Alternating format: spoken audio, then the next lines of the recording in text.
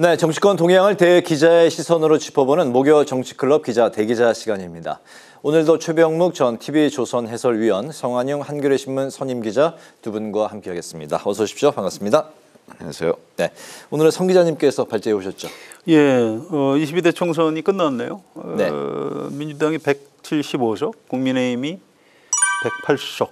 오늘 총선 결과가 어떤 의미를 갖는지 주로 얘기를 해보면 될 것 같습니다. 네, 먼저 이번 총선 결과에 따른 거대 양당 대표 발언부터 들어보시겠습니다. 국민께서 행사하신 한 표 한 표에 담긴 소중한 뜻을 우리 민주당이 전력을 다해서 받들겠습니다. 민생의 고통을 덜고 국가적 위기 해소에 최선을 다하겠습니다. 국민의 뜻을 준엄하게 받아들이고 저부터 깊이 반성합니다. 그래서 저는 선거 결과에 대한 모든 책임을 지고 비상대책위원장직에서 물러납니다. 네, 이번 총선에서는 민주당이 175석을 차지해서 압승을 거뒀습니다. 여당인 국민의힘은 108석을 얻으면서 개헌저지선 100석을 이제 겨우 넘겼고, 유권자들은 결국 정권 심판론에 손을 들어줬는데요. 두 분께서 22대 총선 결과 어떻게 평가하시는지 먼저 최 의원님부터 들어보겠습니다. 어차피 대통령 임기 중에 치러지는 총선은요, 그 정권에 대한 중간 심판적인 성격을 갖지 않을 수가 없습니다. 네. 그렇기 때문에 지난 2년간의 성과에 대해서 이제 본인들은 평가를 하고, 그 다음에 잘못된 부분에 관해서는 지금 고치려는 노력, 이른바 혁신의 노력을 가지고 그 중간 평가라는 불리함, 네. 이런 거를 이제 극복해야 되거든요. 근데 윤석열 정부는 그러지를 않았어요. 혁신한다고 이뇨한 전 혁신위원장을 영입을 했습니다마는 이뇨한 전 혁신위원장의 혁신을 사실은 용산 대통령실 같은 데서 제대로 뒷받침하지 못했어요. 네. 그러면서 혁신에 실패를 했죠. 그리고 연이어서 여러 가지의 악재가 될 이종섭 전 호주 대사 임명이라든가 아니면 대파 논란은 좀 용산도 할 말이 있다고는 하지만 네. 그걸 비롯해서 황상무 전 수석의 실언이라든가 이런 여러 가지 악재가 다 겹쳤어요. 거기에다가 의대 증원 문제까지 겹쳤단 말이죠. 네. 이런 모든 것들이 용산발 리스크 때문에 한동훈 비대위원장이 아무리 열심히 하더라도 이 정권 심판론에 대한 태풍을 피할 수가 없었다. 저는 이렇게 봅니다. 그래서 이번 총선에 대한 전체적인 정의를 내리자면, 네. 저는 이재명 대표의 민주당이 압승을 했다, 승리를 했다, 이거보다는 네. 윤석열 대통령실이 패배를 했다는 쪽에 오히려 더 방점을 두고 싶습니다. 네, 정권 심판론의 프레임이 맞아떨어진 건가요? 맞아떨어진 건데, 네. 그거를 윤석열 대통령실에서 방어를 제대로 안 했다는 거죠. 거기에 오히려 패인이 있다고 봅니다. 네, 성 기자님. 아까 영상으로 이재명 대표하고 한동훈 위원장 얘기가 나오던데요. 그 두 분 다 이번 총선 주인공이 아니에요. 이번 총선 주인공은 윤석열 대통령입니다. 그래서 윤석열 대통령이 좀 뭐라고 얘기를 해야 되는데, 오늘 비서실장 통해서 짤막하게 얘기했는데 글쎄 무슨 얘기인지 내용을 잘 모르겠어요. 이렇게 보시면 돼요. 이게 사실 올해 한 1, 2월만 해도 그렇게 정권 심판론이 강하게 불지는 않았습니다. 그런데 네. 이게 명품백 사건도 좀 이어졌고, 그다음에 KBS하고 이제 대담을 했죠. 그 이후에 이제 명품백이 좀 이렇게 좀 잦아들고 하니까 좀 자신감이 붙었던 것 같아요. 그래서 오스트레일리아 대사 임명하고 또 이렇게 나중에 대파값 논란까지 벌어지면서 황상무 수석, 황상무 수석 등 네. 악재가 벌어지면서 정권 심판론이 다시 부각이 됐는데, 정권 심판론을 이재명 대표가 불러낸 게 아니고요. 윤석열 대통령 스스로 좀 자초한 측면이 있습니다. 그래서 막판에 진짜 100석 이하로 무너질 뻔했다고 봐요, 저는. 네. 그래서 이제 한동훈 위원장이 막 악을 쓰고 다녀가지고, 또 이제 민주당 후보들 중에 이제 막말하고 부동산 대출 이런 것 때문에 여러 가지 문제가 좀 있었죠. 그래서 그나마 국민의힘 지지층이 좀 결집을 해서 네. 100석을 좀 넘긴 것 아닌가. 진짜 이번에 집권 여당 국민의힘으로서는 진짜 큰일 날 뻔했다. 그렇게 평가하고 싶습니다. 네. 윤석열 정부는 이제 이로써 21대에 이어서 이제 차기 22대 국회에서도 여소야대 지형으로 이제 국정을 운영하게 됐습니다. 오늘 한동훈 비대위원장이 참패 책임을 지고 사퇴했고 또 총리와 대통령실 비서실장을 포함해서 수석들이 전원 사의를 이제 표명을 했습니다. 그렇기 때문에 이제 앞으로 이제 대통령 국정 운영에 이제 변화가 올지 이제 국정 쇄신에 대한 의지를 이제 오늘 살짝 비치긴 한 것 같습니다만 대통령 국정 운영에 어떤 좀 그 새로운 변화 바람이 불지 그리고 여당이 이제 비대위 체제로 아마 갈 것 같은데 새로운 수장으로 누가 떠오르고 있는지 등등 해서 이번에는 성 기자님부터 들어볼까요? 예, 이게요. 우린 대통령제거든요. 그래서 네. 임기 대통령이 뭐 선거에서 대선에서 진 게 아니고 총선에서 졌다고 해서 내려오라고 할 수가 없는 겁니다. 그래서 의원 내각제 같으면 뭐 총리 사퇴하고 뭐 총선 어차피 다시 치르는 거니까.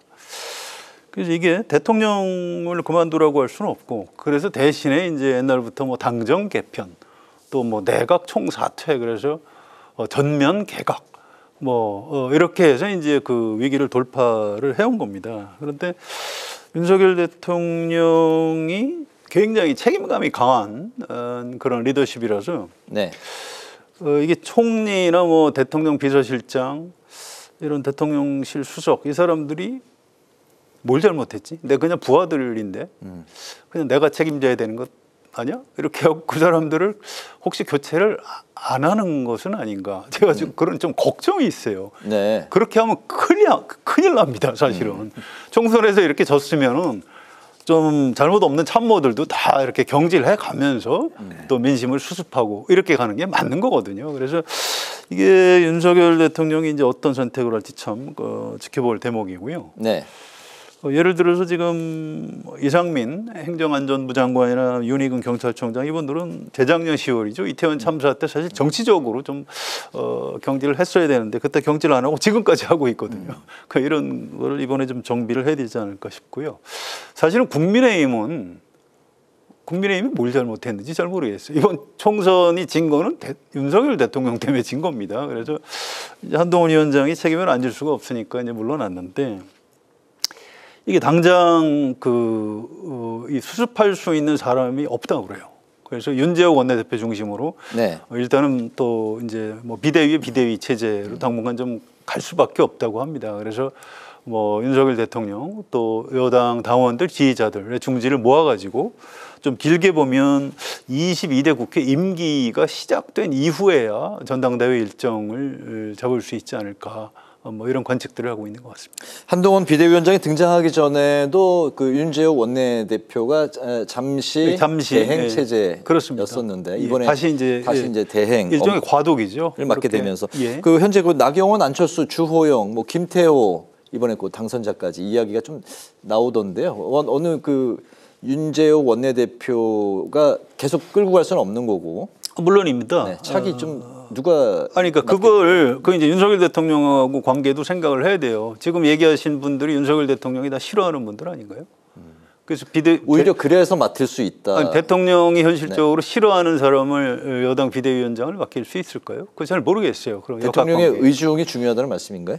물론이죠. 뭐 대통령이 싫어하는데 그 사람을 비대위원장을 세울 수 있나요? 그래서 좀 시간을 두고 좀 지금은 총선 직후기 때문에 충격이 너무 큰 것 같아요. 그래서 아직은 좀 뭐 그런 얘기를 하는 사람이 많지 않고요. 좀 시간이 좀 필요할 것 같습니다. 앞으로 대통령이 이번에 그 총선 참패를 이제 기점으로 해서 국정 운영에 좀 새로운 좀 변화를 줄지. 그리고 글쎄 그거를 여당 수장은 대통령의 의지가 반영이 된다고 보십니까? 아니 반영이 되는데 문제는 지금 지금 저희도 마찬가지고 누구든지 그러잖아요. 이번 총선은 윤석열 대통령에 대한 찬반 투표식으로 총선이 진행이 됐어요. 네. 그런데 거기다가 당에서 모든 책임을 져라? 그러면은 그걸 설령 당원들도 승복 안 할 거라고 저는 봅니다. 지금 용산 대통령실의 생각은 한동훈 국민의힘 비대위원장이 모든 책임을 졌으니까 됐다. 뭐 거의 이런 식의 수준으로 지금 그 얘기를 하고 있는데 아마 그런 거라면 앞으로 당에 대한 윤석열 대통령의 장악력 저는 확 떨어질 거라고 보거든요. 네. 그렇게 되면 윤 대통령이 누군가를 지목을 해서 자, 이 사람을 좀 집권당 대표로 해줬으면 좋겠다라고 아무리 희망을 해도 당원들이 그 선택을 안 할 가능성이 저는 높다고 봅니다. 네. 그렇게 되면 어차피 이번 전당대회는 뭐 비대위원장이야 뭐 그 아무를 시켜도 상관이 없지만 네. 이번 전당대회에서 그 국민의힘의 당대표가 될 사람은 비윤계, 그러니까 윤석열 대통령이 싫어하는 사람 중에서 나올 가능성이 높다고 저는 봐요. 그게 바로 아까 말씀하신 네. 나경원, 안철수, 뭐 주호영. 근데 이제 주호영 의원 같은 경우는 사실은 또 영남이란 말이죠. 네. 그러면 이게 또 이제 영남 자민련 되는 거 아니냐. 또 이런 그 얘기가 당내에서 나올 수밖에 없어요. 네. 그리고 뭐 PK도 마찬가지고. 누가 그러니까 가장 유력하다고 결국은 보십니까? 나경원, 안철수 두 사람 중에 한 사람이 네. 국민의힘을 맡게 되는 것 아니냐. 그게 아마 국민의힘 지지층의 뜻이다.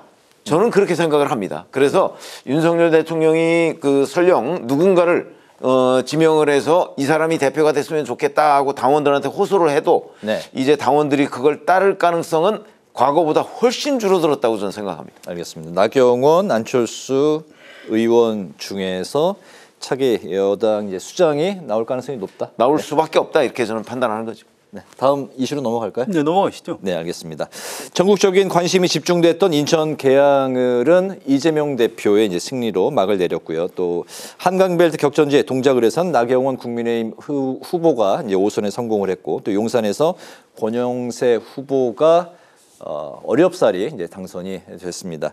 그 외에도 이제 두 분께서 꼽는 격전지 어디를 가장 관심 있게 이번 총선에서 인상적으로 보셨는지 송 기자님부터 들어볼까요? 그래서 뭐 워낙 다 중요하기 때문에 어디를 꼽기가 좀 난감하긴 합니다. 어쨌든 결과적으로 약간 이변이라고 할 수 있는 데가 서울 마포갑. 여긴 사전 여론조사에서 민주당이 이기는 걸로 계속 나왔는데 네, 이지은 후보였네요. 그렇습니다. 뚜껑을 열어보니까 조정훈 의원이 당선이 됐죠. 그래서 참 대단하구나 이런 생각을 했고요. 또 하나는 그 서울 도봉갑의 김재섭 당선자입니다. 네. 네. 여기도 이제 사전 여론조사에서 민주당 안규령 후보가 앞서는 거로 계속 나왔는데 이게 선거운동 기간 동안에 김재섭 후보가 굉장히 좀 화제가 됐다고 해요. 뭐 여러 가지 의미에서 네. 사람도 겸손하고 뭐 만삭의 부인하고 같이 뭐 유세를 한다든가. 이제 반면에 이제 안기령 후보는 언론인 출신이고 뭐 여러 가지 재능이 있는 젊은 후보인데. 네. 이제 이른바 친 이재명 후보라는 그 이미지가 좀 있고 또 약간의 뭐 사소한 실수들이 좀 있었던 모양입니다. 그래서 여기서 이제 도봉갑이면 민주당 절대 강세 지역인데 여기서 이제 굉장히 젊은 보수의 미래주자라고 할 수 있는 김재섭 후보가 당선이 됐다. 네. 좀 굉장히 좀 이색적인 것 같습니다. 네. 어떤 지역을 꼽으십니까? 지금 말씀하신 대로 저도 사실 하나를 꼽으라면 도봉갑을 꼽을 수 있을 것 같아요. 네. 김재섭 후보의 경우 사실은 그 스토리가 또 되거든요. 네. 그 지역의 토박이로서. 근데 반면에 이 안규령 후보는 그 지역에 처음 가보는 사람이란 말이죠. 네. 아마 그런 것들 때문에 이제 그 민주당 초강세 지역의 유권자들이 그 김재섭 후보를 선택한 거 아닌가? 정당을 보고 선택한 게 아니고 네. 사람을 보고 선택을 한 거다 이렇게 평가가 되고요. 네. 뭐 기타 지역으로는 저는 뭐 이른바 막말 파문에 휩싸였고 그다음에 사기 대출 의혹에 휩싸였던 뭐 김준혁 후보라든가 아니면 양문석 후보라든가 그 당선된 지역에서도 참 궁금하다. 유권자들이 어떤 판단 기준으로 했을까 하는 뭐 그런 좀 의문이 드는 지역이라고 할 수가 있겠고 네. 또 하나 꼽는다면 이제 일종의 대역전극이죠. 이준석 대표가 당선된 경기 화성을 이 지역도 사실은 처음에 뭐 일각에서는 뭐 3등하는 거 아니냐 뭐 네. 이런 얘기까지 나왔는데 이거를 이제 뭐 아빠 찬스라는 공영훈 후보의 아빠 찬스 뭐 이런 것들을 잘 이렇게 흐름을 타고 대역전을 시킨 부분 뭐 이런 것도 좀 평가돼야 되지 않을까. 이준석 후보 개인으로서는 사수 끝에 지금 그 첫 배지를 다는 거 아니겠습니까? 네. 아마 상당한 뭐 기대도 있을 것이고 그런 것 때문에 또 그 천하람 후보까지 비례대표에서 당선되는 결과를 낳았거든요. 네네. 그래서 그 사실은 조국혁신당을 빼면 그 원내 포함시켜서 원내 4당이 됐단 말이죠. 3석을 얻었습니다. 개혁신당. 네. 개혁신당이. 네. 아마 이런 것들이 좀 그 뭔가 이 어찌 보면 젊은이들 중심의 정당 아니겠습니까? 네. 그런 것들이 우리 헌정사에 뭔가 그 좀 기록으로 남을 만한 것 아닌가 뭐 이런 판단도 됩니다. 개혁신당이 이번 총선에서 이제 3명의 의원을 이제 배출했는데 모두 이제 80년대생 이제 젊은 사람들로 구성이 돼 있기 때문에 3석 갖고 그 원내에서 어떻게 바람을 일으킬 수가 있을까요? 어렵죠. 그건. 근데 다만 이분들이 본래 국민의힘 안에 있던 개혁 세력 아닙니까? 그래서 국민의힘 안에서 이제 차기 대선 주자나 당권 네. 주자 이런 분들의 이제 경쟁 구도가 형성이 될 겁니다. 그러면 그 와중에 네. 지금 이준석, 천하람 이런 분들의 어떤 역할을 찾을 가능성이 있는 거죠. 지금 당장은 뭐 그렇게 할 일이 눈에 띄지는 않습니다. 그렇군요. 그런가 하면 조국혁신당이 비례대표 12석을 확보하면서 원내 3당으로 우뚝 섰습니다. 불과 이제 한 달 만에 선거 기간 한 달 만에 이뤄낸 굉장한 성과인데요. 이번 결과에 대해서 조국 대표의 소회는 어떤지 들어보겠습니다.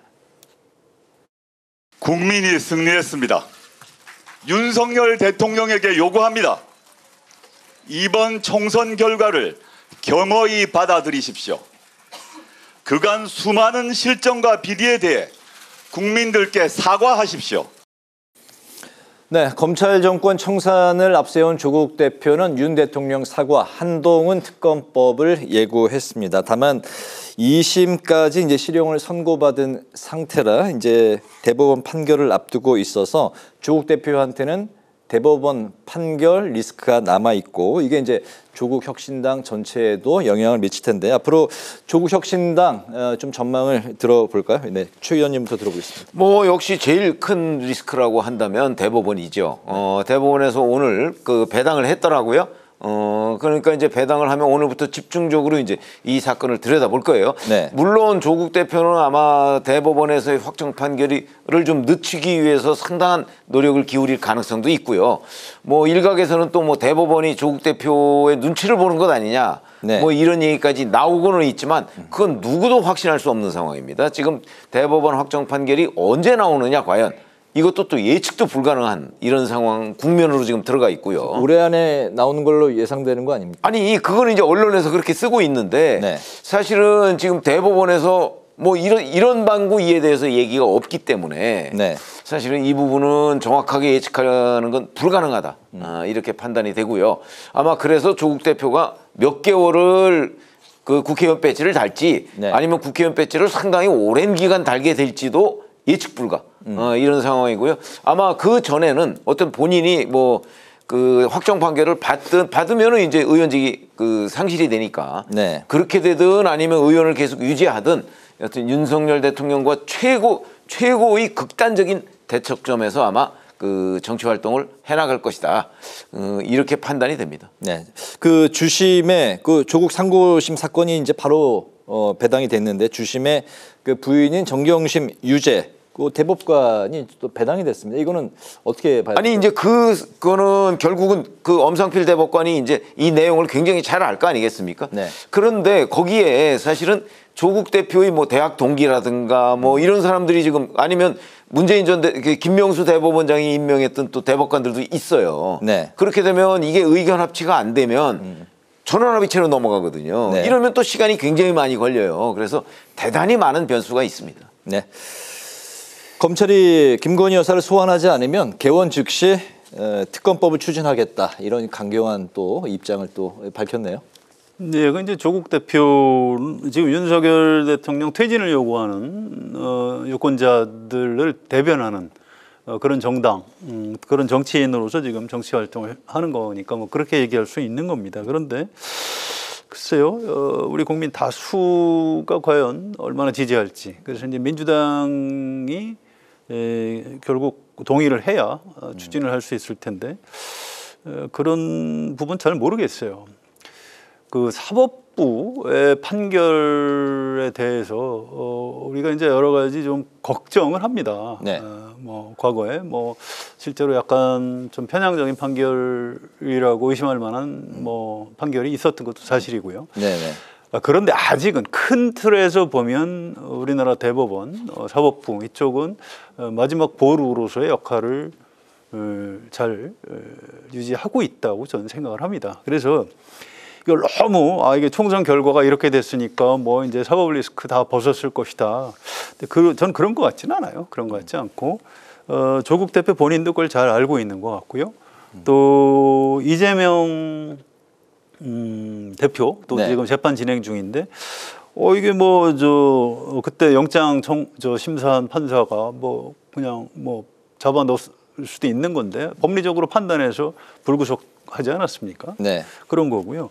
또 국민의힘의 나경원 당선자도 지금 재판이 진행 중입니다. 그래서 나경원 의원 당선됐으니까 이제 사법부 그 재판에서 무죄 나오겠네. 이렇게 관측하시면 안 돼요. 그래서 네네. 그건 약간 이 정치 트랙하고 이 사법부 재판 트랙하고는 좀 별개로 갈 것이다. 좀 냉정하게 바라볼 필요가 있는 것 같습니다. 네.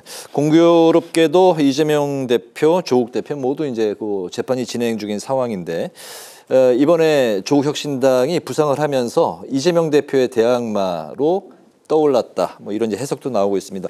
앞으로 조국 혁신당과 민주당과의 관계는 어떻게 될까요? 일단 합당 안 한다고 선언을 했고요. 합당 안 할 겁니다. 그래서 약간 이제 협력 관계라고 보시면 되고요. 뭐 조국 혁신당이 뭐 캐스팅 보트를 줄 것이다라는 얘기를 하는데 그건 불가능해요. 어차피 민주당이 많이 이겼기 때문에 네. 또 조국 혁신당이 국민의힘하고 같은 편이 될 가능성은 빵프로입니다. 그래서 그런 일은 없고요. 네. 민주당하고 이제 대체로 같이 갈 겁니다. 오히려 좀 더 강경한 여론을 앞서서 선도하는 역할을 하겠죠. 그런데 이제 민주당 안에 이재명 대표 지지하는 분들의 어떤 그 대화방이나 SNS에 가보면 이 조국 대표에 대한 공격들을 굉장히 많이 해요. 그래서 그 내부적으로는 좀 상당히 그 경쟁, 네. 또 부분적으로는 약간의 적대시하는 그런 흐름도 지금 느껴지고 있다. 이렇게 말씀드리겠습니다. 당초 조국 혁신당이 창당하면서 하객진 12척의 배를 달라 이렇게 했는데 정말 12척의 배가 생겼습니다. 원내에서 어느 정도 파괴력이 있을까요? 그 생각보다는 파괴력이 약할 거예요. 그게 왜 그러냐면 네. 민주당이 단독 과반이 됐잖아요. 그러니까 민주당이 결정을 해서 예를 들어서 네. 조국 혁신당이 그 결정을 안 따라와도 민주당은 민주당의 의사대로 다 모든 것을 국회에서 처리를 할 수가 있거든요. 네. 근데 만약에 민주당이 단독 과반이 안 됐다면 이제 조국 혁신당한테 항상 뭔가 그 협상을 하고 뭐 좀 합의를 해야 되고 뭐 이래야 되는 상황인데 그게 아니기 때문에 네. 조국 혁신당 12척의 배가 네. 뭐 크게 그렇게 쓸모가 있는 상황은 아니다. 오히려 민주당에는 좀 부담이 될 가능성이 있어요. 왜냐하면 조국 혁신당의 조국 대표는 늘 윤석열 정부의 가장 그 대척점에 있잖아요. 그러니까 뭐 걸핏하면 뭐 윤석열 정부 임기 단축 얘기하고 탄핵 얘기하고 특검 얘기하고 이럴 거란 말이죠. 그러면 그런 것들이 또 일부 그 극단적인 강성 지지층한테는 솔깃하게 느껴져요. 그러니까 민주당이 거기에 항상 끌려갈 수도 없고 그렇다고 또 다 그 자를 수도 없고 이런 애매한 상황에 처할 가능성이 저는 오히려 있다고 봐요. 그래서 그 민주당에는 아마 조국 혁신당이 약간 계륵 같은 존재가 될 가능성이 있어요. 그건 앞으로 좀 지켜봐야 되겠지만 네. 그런 점에서는 이 합당을 완전히 하기 전에는 근데 조국 혁신당에서 안 할 거거든요. 네. 하기 전에는 아마 그 상당한 정도의 신경전은 불가피할 것으로 보인다. 이렇게 생각이 듭니다. 이런 부분도 있어요. 이게 180이라는 숫자가 의미가 있습니다. 네. 왜냐하면 그 신속 처리 법안으로 지정을 패스트트랙. 네. 패스트트랙에 태울 수 있어야 되는데 민주당 혼자 힘으로는 안 되거든요. 또 지금 녹색정의당도 원내 진출에 실패했고요. 그래서 네. 어쨌든 조국 혁신당의 협조가 필요한 건 사실입니다. 그래서 이 국회 안에서 의정 활동을 할 때 협력 관계는 유지를 할 것으로 뭐 그렇게 전망이 됩니다. 협력 관계 속에 어느 정도의 또 긴장 관계도 설정이 될 것 같다. 예, 두 분의 그렇게 이제 마무리를 하겠습니다. 마지막 제3지대 정당 초기에 이번 총선 초기에 바람이 좀 거세게 부는 듯했습니다만 결국 결과는 미풍에 그쳤습니다. 개혁신당 이준석 대표가 3전 4기 끝에 경기 화성시 을에 극적으로 당선이 됐고 또 새로운 미래의 김종민 후보는 민주당 후보가 중간에 이제 낙마하면서 이제 수혜를 입은 케이스로 세종갑에서 이제 승리를 했지만 나머지는 당선의 문턱을 넘지 못했습니다. 제3지대의 앞으로 정치적 행보 전망을 들어보면서 마무리를 할까 합니다. 네, 성 기자님부터 들어볼까요? 예, 이준석 대표 당선이 참 놀라운 것 같아요. 거기서 당선까지 가기가 쉽지 않겠다 이렇게 예측을 했는데 당선이 됐습니다. 네. 여러 가지 이유가 있었을 겁니다. 그런데 그 지역 유권자들로서는 민주당의 공영원 후보로 심판할 수도 있지만 이준석 후보를 찍어도 이렇게 심판이 되는 거니까 어차피 정권 심판을 하면 되는 거 아닙니까? 그래서 네. 이제 이준석 후보 쪽으로 표가 많이 움직인 것 같고요. 약간 재밌는 얘기하자면 이준석 대표 원래 별명 중에 하나 마삼중이라고 있습니다. 마이너스 삼중 중진. 계속 세 번 낙선을 했기 때문에 네. 정치한 지 보궐선거까지 이제 합친 거죠. 정치한 지 굉장히 오래됐는데 네. 뭐 이제 약간 이제 부정적인 의미의 별명을 붙였는데 이제 드디어 당선이 됐어요. 그런데 선수는 초선이죠. 그런데 이제 대표급 초선, 네. 대선 주자급 초선입니다. 그래서 뭐 당은 3명밖에 안 되기 때문에 원내에 그래서 뭐 큰 위력을 발휘할 가능성은 없지만 계속 뉴스의 중심 인물로 떠오를 것이다 이렇게 예측이 되고요.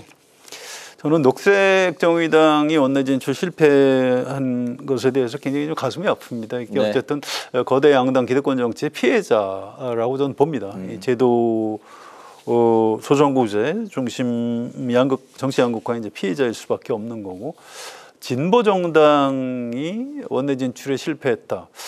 좀 문제가 있는 거예요. 어쨌든 진보 정당이 원내 진출해 있어야 세상이 언젠가일지는 모르지만 그쪽을 향해서 움직여 갈 수 있다. 이제 이런 측면이 진보당이 있는데. 한석은 나왔죠. 그 진보당은 나왔죠. 성격이 다르죠.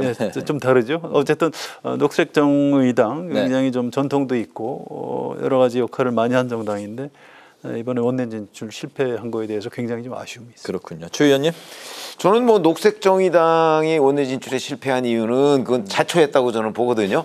문재인 정부 때 이제 민주당의 사실상 뭐 이중대 역할을 하다가 정체성을 잃었어요. 이제 그런 것들이 원인이 돼서 여기까지 왔다. 그래서 자초한 측면이 있다. 왜냐하면 이 녹색정의당, 정의당 같은 경우는 항상 그 일정한 국민들 사이에 지분이 있었어요. 네. 그거를 이 정체성 상실로 인해서 다 털어 먹었다. 이렇게 지금 그 판단이 되고 기본적으로 이번에 제3지대가 실패하게 된 거는 그 윤석열 대통령과 그 이재명 대표 간의 이 양 진영의 흡입력이 워낙 강하기 때문에 제3지대에 남아있을 그 유권자들이 별로 없었던 거죠. 네. 그러다 보니까 이 양 진영의 극단적 대결 이것이 결국 제3지대의 소멸 더군다나 제3지대가 한때 그 뭐 빅텐트라는 걸로 뭉쳤다가 더 쪼개졌어요.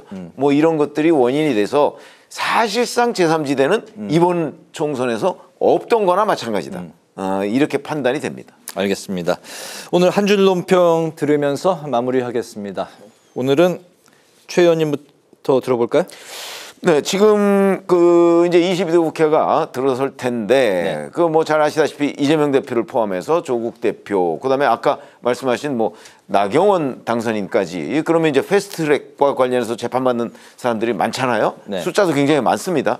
그다음에 뭐 황운하 이제 당선자 조국 혁신당에 이렇게 따지면 굉장히 재판받는 사람이 많고 피고인들이 많은 거예요. 네. 그래서 제가 오늘 한 줄 논평은 피고인 가장 많은 22대 국회로 하겠습니다. 네, 성 기자님. 예, 선거를 하다 보면 이게 전쟁하고 비슷하거든요. 사실 옛날 전쟁 대신 선거를 치른 거이기도 하고요. 그래서 이제 내가 살기 위해서 상대를 좀 죽여야 되고 막 그 증오와 분노를 부추기고 뭐 이제 그런 측면이 있습니다. 그런데 정치가 선거가 다는 아니에요. 정치의 본래 목적이라는 게 이제 여야가 같이 견제와 협력으로 국정을 끌어가면서 민생 문제를 해결해 나가야 되는 겁니다. 이제 선거 끝났고요. 앞으로 2년 동안 선거 없습니다. 그래서 대화 타협의 정치를 해야 됩니다. 그래서 오늘 제 한 줄 논평은 이제 정치의 시간이다 라고 하겠습니다. 알겠습니다. 목요 정치클럽 기자 대기자 마치겠습니다. 지금까지 최병묵 전 TV조선 해설위원, 성환영 한겨레신문 선임 기자와 함께 오늘의 전국 현안을 두루 살펴봤습니다. 말씀 잘 들었습니다. 감사합니다.